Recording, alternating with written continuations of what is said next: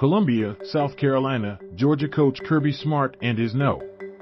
1 Bulldogs are sending messages to anyone who thought they were going to drop off after a national championship.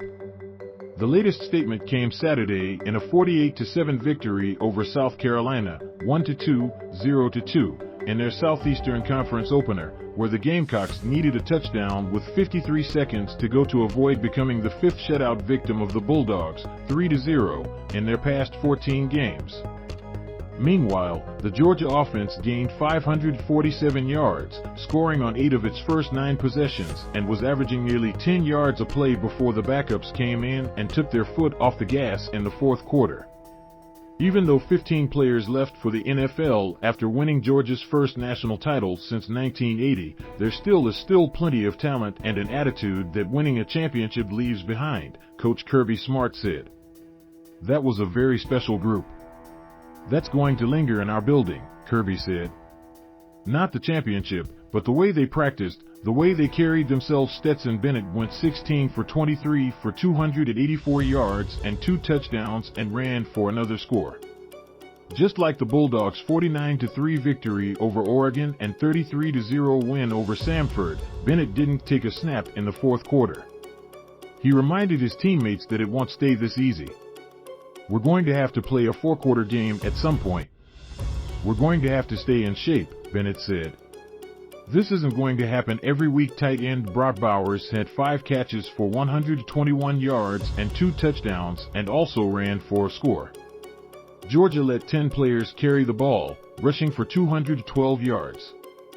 The Bulldogs' defensive line overwhelmed South Carolina's front.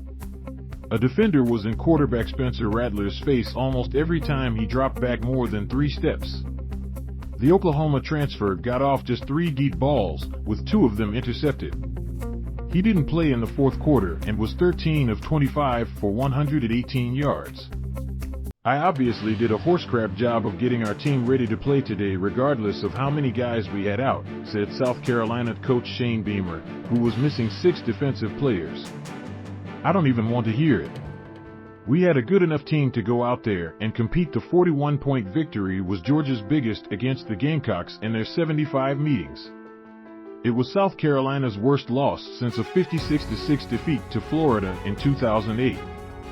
That touchdown that ruined the shutout still stung, especially after Trezman Martin intercepted a fourth-quarter pass at the Georgia 9 that appeared to snuff out the Gamecocks' last chance with 4:33 to go. Linebacker Nolan Smith said there is no garbage time for the Georgia defense, which allowed an offensive touchdown for the first time in the last 5 regular season games. If you are on the field, you are a starter, Smith said. That's our entire defense. After throwing a touchdown to Bowers in the second quarter, Bennett threw up on the field as his teammates celebrated in the end zone.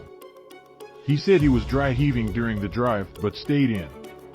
Smart said he thinks Bennett was nervous about the heat and drank too much water. Bennett didn't miss a play. It hit me all of a sudden, he said, smiling. Georgia struggles against teams like South Carolina used to define the Bulldogs. At one point when Steve Spurrier was Gamecocks coach in the early 2010s, South Carolina won 4-5 in the series. But after Saturday, Georgia has won 15 of its last 16 over SEC East teams. South Carolina, Beamer appears to be breathing life into a program that had lost 13 of its last 16 when he took over in 2021, but there is still a big gap to the best. In his second season, Beamer is 0-4 against top 25 teams, losing by an average of nearly 24 points. Beating an SEC opponent by 41 points should be enough to keep the Bulldogs at no. Georgia, the Bulldogs have one more non-conference tune-up, this time against Kent State, before playing 7 SEC games.